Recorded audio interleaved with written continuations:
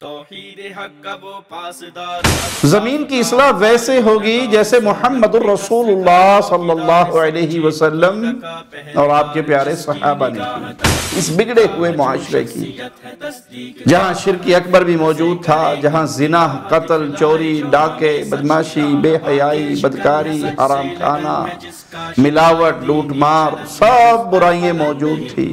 10 سال تک رسول اللہ صلی اللہ علیہ وسلم اپنی قوم کو یہی توحید کی دعوت دیتے رہے، شرک سے منع کرتے رہے، اسی کے ذریعے اصلاح کرتے رہے۔ پھر 10 سال بعد اللہ نے نماز فرض کی، جو دین اسلام کا ایک اہم ترین رکن ہے۔ جو شخص لوگوں کو یہ کہے کہ توحید کی دعوت نہ دو، توحید کی دعوت کی ضرورت نہیں ہے، وہ انبیاء اور سلف صالحین کے راستے سے بہت دور ہے۔ السلام علیکم ورحمۃ اللہ وبرکاتہ۔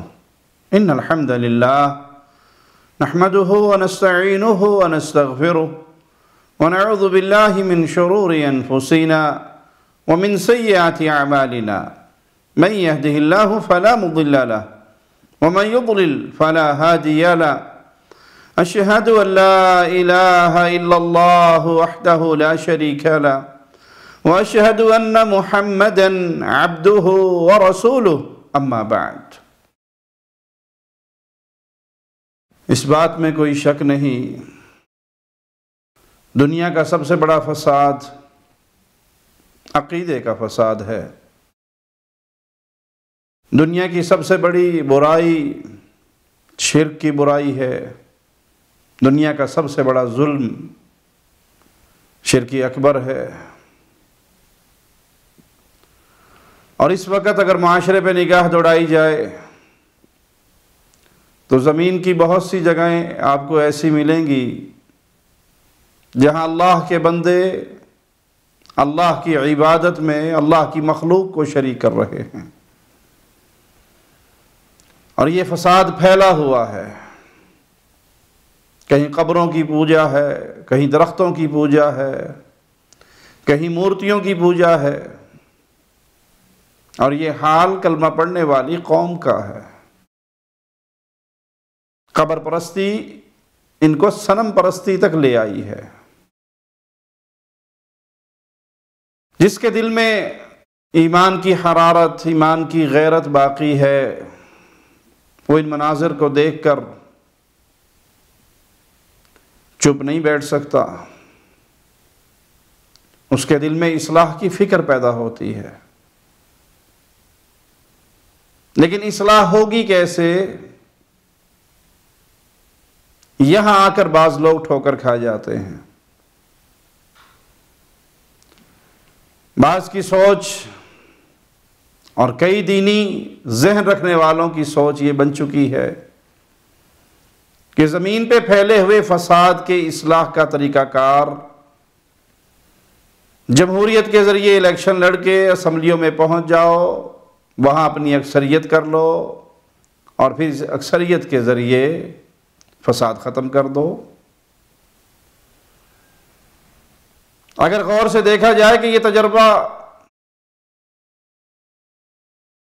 60-70 سالوں کے اندر جماعت اسلامی بارہا کر چکی ہے اور ہر بار فیل ہوتی ہے۔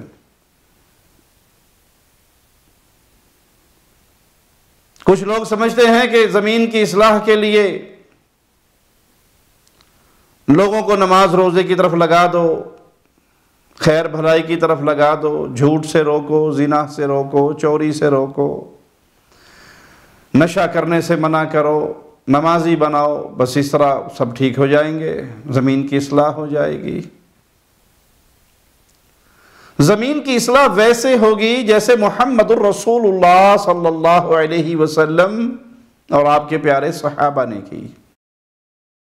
قیامت تک آنے والے لوگوں کے لیے زمین کی اصلاح کا راستہ وہی ہے جو محمد الرسول اللہ دے کر گئے صلی اللہ علیہ وسلم، اور یہ حکم ہمیں قرآن حکیم دیتا ہے۔ وَمَن يُشَاقِقِ الرَّسُولَ مِن بَعْدِ مَا تَبَيَّنَ لَهُ الْهُدَى وَيَتَّبِعْ غَيْرَ سَبِيلِ الْمُؤْمِنِينَ نُوَلِّهِ مَا تَوَلَّى وَنُصْلِهِ جَهَنَّمَ وَسَاءَتْ مَصِيرًا۔ اور جو کوئی رسول صلی اللہ علیہ وسلم کی مخالفت کرے اس کے بعد کہ اس پہ سیدھی راہ کھل چکی ہو اور مسلمانوں کے راستے کے خلاف چلے، نولیہ ما تولی، پھر ہم اسے اسی طرف چلائیں گے جدھر وہ خود پھر گیا، اور اس کا ٹھکانہ جہنم ہوگا، اور وہ بہت برا ٹھکانہ ہے۔ آخر رسول اللہ صلی اللہ علیہ وسلم نے جب آپ کے مبارک سر پہ نبوت کا تاج رکھا گیا تو آپ نے اصلاح کی، اس بگڑے ہوئے ماحول کی، اس بگڑے ہوئے معاشرے کی، جہاں شرک اکبر بھی موجود تھا، جہاں زنا، قتل، چوری، ڈاکے، بدماشی، بے حیائی، بدکاری، حرام کھانا، ملاوٹ، لوٹ مار، سب برائیاں موجود تھی۔ فاحشہ عورتیں اپنے کوٹھوں پہ کالے جھنڈے لہرایا کرتی تھی، یہ سب کچھ تھا، آپ نے اصلاح کی۔ اور رسول اللہ صلی اللہ علیہ وسلم کے صحابہ جو اہل ایمان کی پہلی جماعت ہے، انہوں نے آپ کے ساتھ مل کر اصلاح کی۔ اب اصلاح ہوگی تو اسی راستے پر، رسول اللہ کے اور مومنین کی پہلی جماعت کے۔ اگر اس راستے کو چھوڑ کر کوئی اور راستہ اختیار کرو گے تو گمراہی کے علاوہ ہاتھ میں کچھ نہیں آئے گا۔ یاد رکھیے سبیل المؤمنین، اس سے مراد نبی کے صحابہ ہے، کیونکہ اللہ تعالیٰ نے ان کے ایمان کی مثال دینے کے بعد فرمایا کہ جو ان کے راستے پر چلے گا اس سے بھی اللہ راضی ہو گئے، اسے بھی جنت عطا کریں گے۔ والسابقون الاولون من المہاجرین والانصار، اور مہاجرین اور انصار جو اسلام قبول کرنے میں سبقت لے جانے والے ہیں، باقی سب مسلمانوں سے بڑھ کر سبقت لے جانے والے۔ والذین اتبعوہم باحسان، اور وہ لوگ جو احسان اور اخلاص کے ساتھ ان کی پیروی کرنے والے ہیں۔ رضی اللہ عنہم ورضوا عنہ، اللہ ان سے راضی ہوا، وہ اللہ سے راضی ہوئے۔ وَأَعَدَّ لَهُمْ جَنَّاتٍ تَجْرِي تَحْتَهَا الْأَنْهَارُ خالدین فیہا ابدا، ان کے لیے ایسی جنتیں تیار کی گئی ہیں جن کے نیچے نہریں بہتی ہیں، جس میں یہ ہمیشہ رہیں گے۔ ذالک الفوز العظیم، یہ ہے بہترین کامیابی، یہ ہے بڑی کامیابی، عظمت والی کامیابی۔ اس آیت سے ثابت ہوا کہ ہر مسلمان پر دین کے ہر معاملے میں صحابہ کے راستے پر چلنا واجب ہے، اور جس نے کوئی الگ راستہ اختیار کیا تو وہ راستہ اسے جہنم کی آگ کی طرف لے کر جائے گا۔ اور صحابہ کا راستہ وہ دعوت توحید کا راستہ ہے۔ زمین کی اصلاح جمہوریت کے ذریعے نہیں ہو سکتی، دعوت توحید کے ذریعے ہو سکتی ہے۔ رسول اللہ صلی اللہ علیہ وسلم نے یہی راستہ اختیار کیا، نعبد اللہ واجتنبوا الطاغوت، اکیلے ایک اللہ کی عبادت کرو اور اللہ کے علاوہ پوجے جانے والوں کی عبادت کا انکار کرو۔ پوجا اللہ کی جائے گی، اور جن کو اللہ کے علاوہ پوجا جا رہا ہے ان کی عبادت کا انکار کیا جائے گا۔ رسول اللہ صلی اللہ علیہ وسلم کو جب اللہ نے نبوت دی تو سب سے پہلا حکم کیا دیا، یا ایھا المدثر، اے کپڑے میں لپٹنے والے، اے محمد صلی اللہ علیہ وسلم، اے کپڑے میں لپٹنے والے، قم فانذر، اٹھو اور لوگوں کو اللہ کے عذاب سے ڈراؤ، توحید کی طرف دعوت دو، شرک سے منع کرو، تاکہ اس کے ذریعے لوگ عذاب سے بچ جائیں۔ نبی عذاب سے ڈرانے والے، جنت کی خوشخبری سنانے والے، اپنے رب کی عظمت، اپنے رب کی بڑائی بیان کرو، اس کی وحدانیت اور عبادت کے ذریعے تعظیم کرو، یہ پیغام تھا رسول اللہ صلی اللہ علیہ وسلم کا۔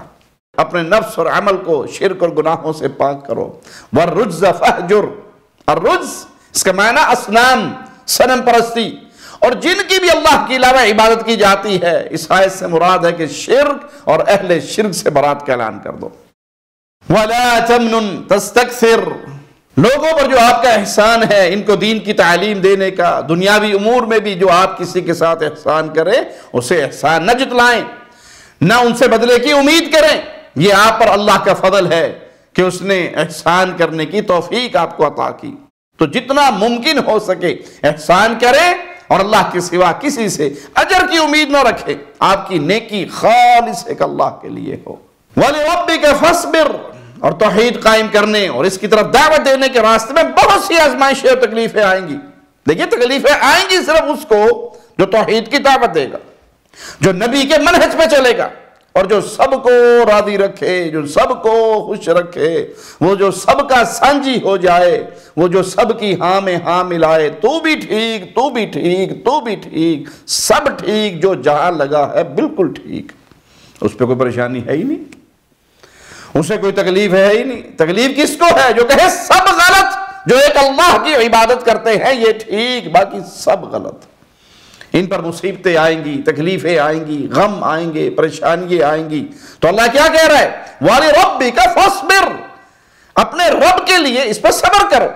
اب آئیے غور کر لیجئے اس معاشرے پر جس معاشرے میں محمد الرسول اللہ صلی اللہ علیہ وسلم مبعوث کیے گئے، کیا اخلاقی برائیاں نہیں تھی؟ کیا بیٹیوں کو زندہ درگور نہیں کیا جاتا تھا؟ کیا زنا، چوری، ڈاکے، قتل، یہ سب کچھ تھا؟ آپ نے سب سے پہلا پیغام اپنی قوم کو کیا دیا؟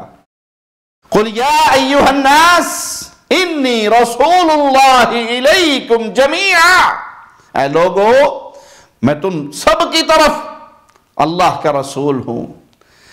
اپنے رب کا تعارف کروایا، الَّذِي لَهُ مُلْكُ السَّمَاوَاتِ وَالْأَرْضِ، جس کے لیے آسمانوں اور زمین کی بادشاہت ہے۔ لا الہ الا ہو، اس کے علاوہ کوئی معبود برحق نہیں۔ یحیی و یمیت، وہی زندہ کرتا ہے، وہی موت دیتا ہے۔ فآمنوا باللہ ورسولہ النبی الأمی الذی یؤمن باللہ وکلماتہ واتبعوہ لعلکم تہتدون، پس ایمان لاؤ، فآمنوا باللہ ورسولہ، پس ایمان لاؤ اللہ پر، اس کے رسول، رسول امی پر، نبی پر جو کہ اللہ پر اور اس کے کلام یعنی سب آسمانی کتابوں پر ایمان رکھتا ہے، اور اس کی پیروی کرو تاکہ تم راہ نجات پالو۔ 10 سال تک رسول اللہ صلی اللہ علیہ وسلم اپنی قوم کو یہی توحید کی دعوت دیتا رہے، شرک سے منع کرتے رہے، اسی کے ذریعے اصلاح کرتے رہے۔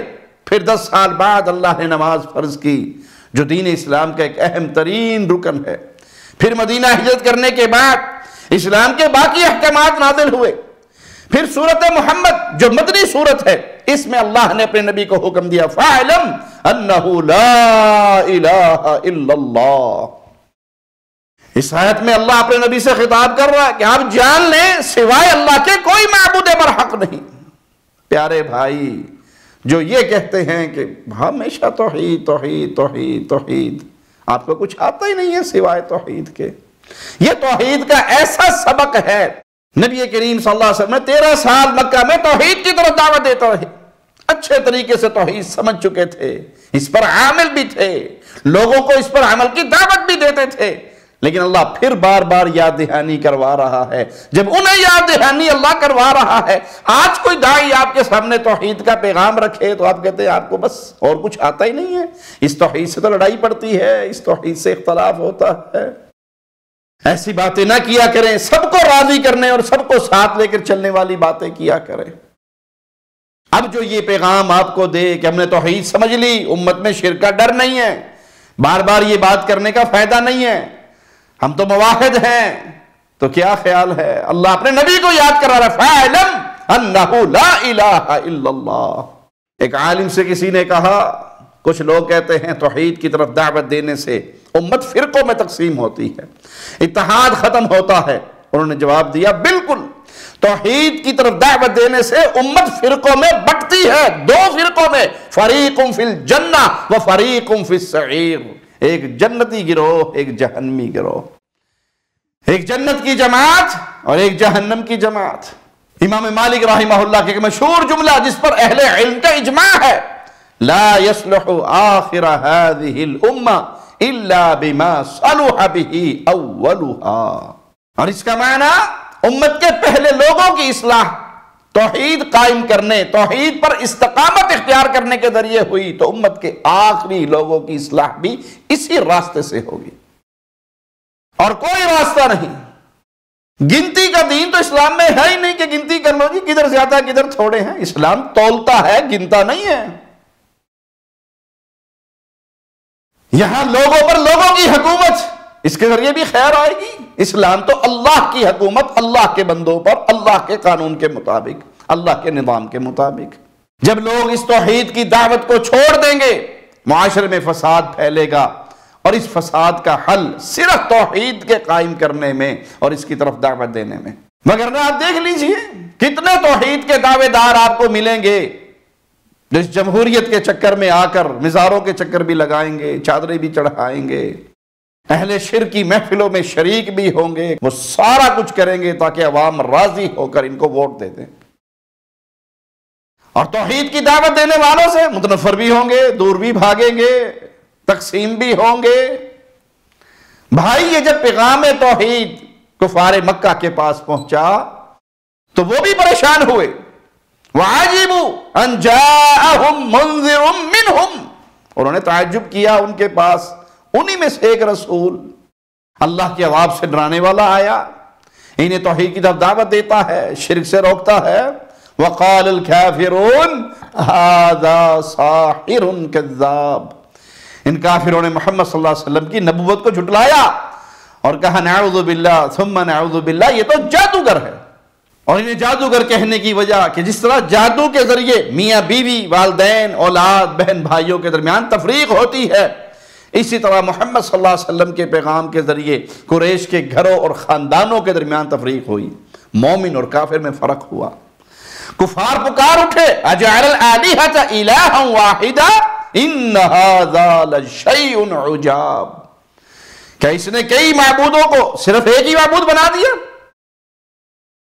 سارے معبودوں کی چھٹی کروا دی، سب کا انکار کروا دیا، صرف ایک ہی معبود؟ ہم نے تو بانٹے ہوئے ہیں، یہ فلاں کام کرتا ہے، یہ فلاں کام کرتا ہے، یہ فلاں کام کرتا ہے، اور یہ کہتا ہے سب کو چھوڑ دو، ایک اللہ کی عبادت. ان ھذا لشیء عجاب، بے شک یہ بڑی عجیب بات ہے. تو پیارے بھائی توحید کی دعوت تفریق پیدا کرتی ہے، یہ کبھی نہیں ہو سکتا موحد اور مشرک کے درمیان محبتوں اور دوستیوں کی پینگیں ہوں، بھلے وہ قریبی رشتہ دار ہی کیوں نہ ہو.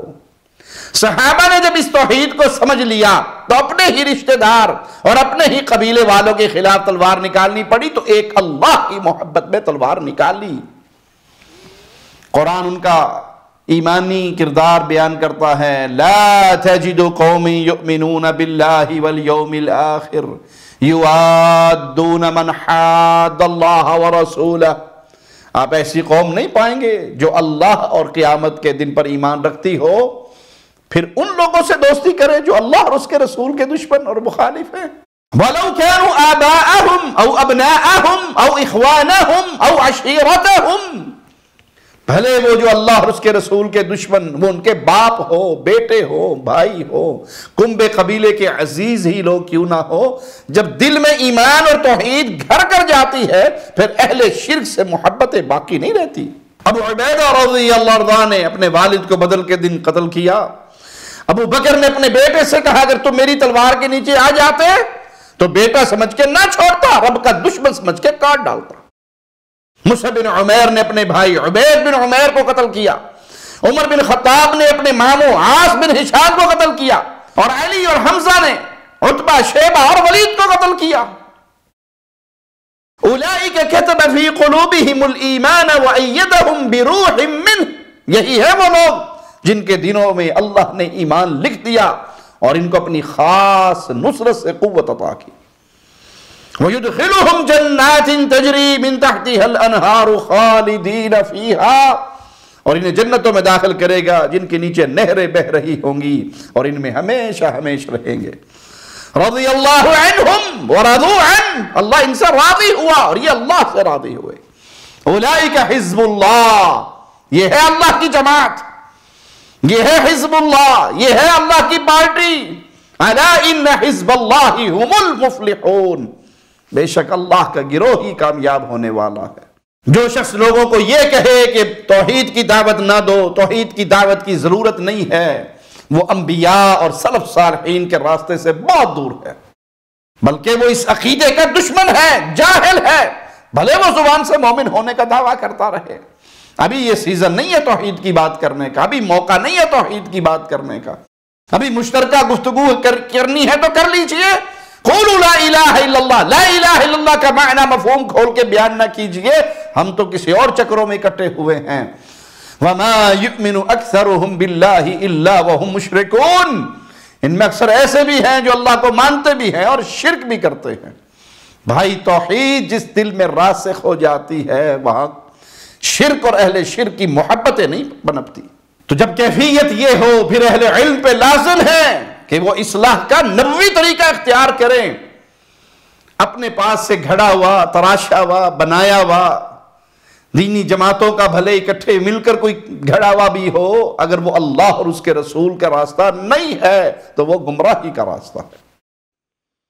اصلاح کا ایک ہی راستہ ہے، اسی کے ذریعے فلاح پائیں گے، اور وہ راستہ وہ ہے جس کی طرف محمد دعوت دیا کرتے تھے صلی اللہ علیہ وسلم. طارق بن عبداللہ المحاربی رضی اللہ عنہ فرماتے ہیں کہ میں نے رسول اللہ صلی اللہ علیہ وسلم کو عرب کے میلے ذی المجاز میں یہ کہتے ہوئے سنا، ایوہ الناس قولوا لا الہ الا اللہ تفلحوا، اے لوگو لا الہ الا اللہ کے اقرار کر لو تم فلاح پا جاؤ گے.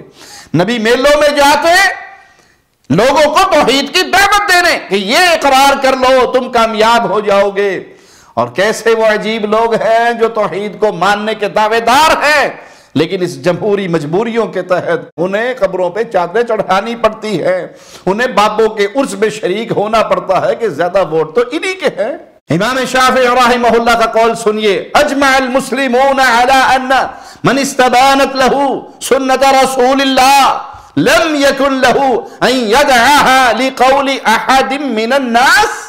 مسلمانوں کا اجماع ہے کہ جس شخص کے لیے نبی صلی اللہ علیہ وسلم کی سنت واضح ہو جائے تو اس کے لیے جائز نہیں کہ وہ کسی بھی شخص کو راضی کرنے کے لیے اس سنت کو چھوڑ دے اور کسی اور کی بات کو سنت پہ فوقیت دے دے. تو پیارے بھائیوں، اس دعوت توحید سے جڑ کر رہیے، اسی میں نجات ہے. بھلے آپ اکیلے ہی کیوں نہ ہو، بھلے آپ کی قوم کی اکثریت آپ کی مخالف کیوں نہ ہو، نبی کریم صلی اللہ علیہ وسلم کی خوشخبری یاد رکھنا، بدأ الاسلام غریبا وسيعود غریبا كما بدأ فطوبى للغرباء. اسلام کا آغاز اجنبیت کی حالت میں ہوا اور یقیناً آخر میں یہ اجنبی بن کر رہ جائے گا. تو اجنبی بن کر رہ جانے والوں کے لیے مسرت اور شادمانی ہے. قیل ومن الغرباء یا رسول اللہ صلی اللہ علیہ وسلم، اللہ کے نبی وہ غرباء کون ہیں؟ قال الذین یصلحون عند فساد الناس. آپ صلی اللہ علیہ وسلم نے فرمایا وہ غرباء وہ ہیں جب لوگوں میں فساد پھیل جائے، یہ لوگوں کی اصلاح کرنے لگ جائے. وفي رواية لابن وهب قال عليه الصلاة والسلام طوبى للغرباء الذين يمسكون بكتاب الله حين يترك ويعملون بالسنة حين تطفى. ان غرباء کے لیے مسرت و شادمانی ہے جو اللہ کی کتاب کے ساتھ جڑے رہے جب لوگ اس پر عمل کرنا چھوڑ دیں، اور سنت پہ عمل کرتے رہے، اس کو زندہ کرتے رہے جب سنتیں بھلا دی گئی ہوں. اور ایک اور روایت میں ہے الذین یحیون ما امات الناس من سنتی. غرباء کون ہیں؟ جو میری سنت کو زندہ کرتے ہیں جب لوگ اس سنتوں کو بھلا دیتے ہیں. سنت کو بھلانے کا معنی جاہلیت اولا کے راستے میں چلتے ہوئے عقیدہ توحید میں طعن کرنا، عقیدہ توحید کے داعی کو برا کہنا. سنت کو زندہ کرنے کا معنی یہ ہے کہ نبی کے راستے میں چل کر توحید کے ذریعے لوگوں کی اصلاح کی جائے کہ جب عقیدے میں اصلاح ہوگی، توحید درست ہوگی، اللہ زندگی کے سارے معاملے سدھار دے گا. رسول اللہ صلی اللہ علیہ وسلم جب صحابہ کو کسی علاقے میں دعوت کے لیے بھیجتے تو سب سے پہلی نصیحت توحید کی دعوت دینے کی کرتے. ابن عباس رضی اللہ عنہما سے روایت ہے جب رسول اللہ صلی اللہ علیہ وسلم نے سیدنا معاذ کو یمن کی طرف بھیجا تو ان سے کیا فرمایا؟ اِنَّكَ تَقْدَمُ عَلَىٰ قَوْمٍ أَهْلِ الْكِتَابِ. تم ایسی قوم کے پاس جا رہے ہو جو اہل کتاب ہیں. فَلْيَكُنْ أَوَّلَ مَا تَدْعُوهُمْ إِلَيْهِ عِبَادَةُ اللَّهِ. تو سب سے پہلے انہیں جس چیز کی دعوت دینا وہ ایک اللہ کی عبادت، وہ ایک اللہ کی وحدانیت، طواف اللہ کے لیے، رکوع اللہ کے لیے، نظر اللہ کے لیے، ذبح اللہ کے لیے، پکار اللہ کے لیے، خوف اللہ کا، محبت اللہ کی، بھروسے اللہ پر، توکل اللہ پر، مانگنا اللہ سے، گڑ گڑانا اللہ کے سامنے، سجدے اللہ کے لیے، ہر عبادت ایک خالص اللہ کے لیے. فَإِذَا عَرَفُوا اللَّهَ اگر وہ اللہ کو پہچان جائے فاخبرہم ان اللہ قد فرض علیہم 5 صلوات فی یومہم و لیلتہم، ایک اللہ کو جب پہچان جائے، توحید کو مان لے، عقیدے درست کر لے، پھر خبر دینا 5 نمازیں دن اور رات میں اللہ نے تم پہ فرض کی ہیں۔ فَإِذَا فَعَلُوا فَأَخْبِرْهُمْ أَنَّ اللَّهَ فَرَضَ عَلَيْهِمْ زَكَاةً مِّنْ أَمْوَالِهِمْ، اور جب وہ نماز کو مان جائیں تو پھر انہیں بتانا کہ اللہ نے تم پہ زکوٰۃ فرض کی ہے، جو امیروں کے مالوں سے لی جائے گی اور غریبوں میں لوٹا دی جائے گی۔ فَإِذَا أَطَاعُوا بِهَا فَخُذْ مِنْهُمْ وَتَوَقَّ كَرَائِمَ أَمْوَالِ النَّاسِ، اور جب وہ ان چیزوں کو مان جائیں تو پھر ان سے زکوٰۃ وصول کرو، ہاں ان کی عمدہ چیزوں کو زکوٰۃ کے طور پہ لینے سے پرہیز کرو۔ صحیح بخاری حدیث نمبر 1458۔ رسول اللہ صلی اللہ علیہ وسلم جب کسی لشکر کو روانہ کرتے جنگ کے لیے تو ان کے امیر کو وصیت کرتے، فرماتے وَإِذَا لَقِيتَ عَدُوَّكَ مِنَ الْمُشْرِكِينَ فَادْعُوهُمْ إِلَى 3 خِصَالٍ أَوْ خِلَالٍ، جب تمہارا مشرک دشمن سے مقابلہ ہو تو انہیں 3 باتوں کی طرف بلاؤ، فَأَيَّتُهُنَّ مَا أَجَابُوكَ فَاقْبَلْ مِنْهُمْ وَكُفَّ عَنْهُمْ، ان میں سے وہ جسے بھی تسلیم کر لیں اسے تم قبول کر لو اور ان پر حملے سے رک جاؤ۔ اور ان 3 باتوں میں پہلی دعوت عقیدہ توحید، پہلی دعوت، پہلا پیغام وہ لا الہ الا اللہ کا پیغام ہو۔ ثم ادعوہم الی الاسلام، انہیں اسلام کی طرف دعوت دو۔ فإن اجابوک، اگر تیری بات مان لیں، فاقبل منہم وکف عنہم، ان کی اس دعوت کو تسلیم کرنے کو تم بھی قبول کر لو اور حملہ کرنے سے باز آ جاؤ۔ یہ ہے نبی کریم صلی اللہ علیہ وسلم کی سنت۔ اور یاد کر لیجئے، جو شخص بھی توحید کی طرف دعوت دیتا ہے، اہل شرک، اہل باطل، توحید کے دشمن اسے تکلیفیں دیتے ہیں، ڈراتے ہیں، دھمکاتے ہیں، ہر ممکن کوشش کرتے ہیں کہ یہ اپنے اس پیغام سے رک جائے۔ اور یہ ماجرا آج کا نہیں ہے، شروع سے اہل شرک کا یہی حال ہے۔ وَقَالَ الَّذِينَ كَفَرُوا لِرُسُلِهِمْ لَنُخْرِجَنَّكُمْ مِنْ أَرْضِنَا أَوْ لَتَعُودُنَّ فِي مِلَّتِنَا فَأَوْحَى إِلَيْهِمْ رَبُّهُمْ لَنُهْلِكَنَّ الظَّالِمِينَ، اور کافروں نے اپنے رسولوں سے کہا ہم تمہیں اپنے ملک سے نکال دیں گے، ملک بدر کر دیں گے، یا ہمارے دین میں واپس لوٹ آؤ۔ تب انہیں ان کے رب نے حکم بھیجا کہ ہم ظالموں کو ضرور ہلاک کر دیں گے۔ تو یہ ہر دور کا ماجرا رہا ہے، جب بھی توحید کی دعوت دی جائے گی اسے داعی کو تکلیف پہنچے گی، پریشانی آئے گی، مصیبت آئے گی، لیکن اس کے لیے انبیاء سیرت ہے، ان کی سیرت نمونہ ہے۔ انبیاء کی سیرت پہ عمل کرتے ہوئے صبر کیجئے۔ وَلَنُسْكِنَنَّكُمُ الْأَرْضَ مِنْ بَعْدِهِمْ ذَلِكَ لِمَنْ خَافَ مَقَامِي وَخَافَ وَعِيدِ، اور ان کے بعد اس زمین میں تمہیں آباد کر دیں گے، یہ وعدہ اس کے لیے جو میرے سامنے کھڑے ہونے اور میرے عذاب سے ڈرتے ہوئے میری وحدانیت کو تسلیم کرے اور شریعت پہ عمل کرے۔ موحد کے لیے اللہ کا وعدہ ہے، اللہ اسے غلبہ عطا کرے گا۔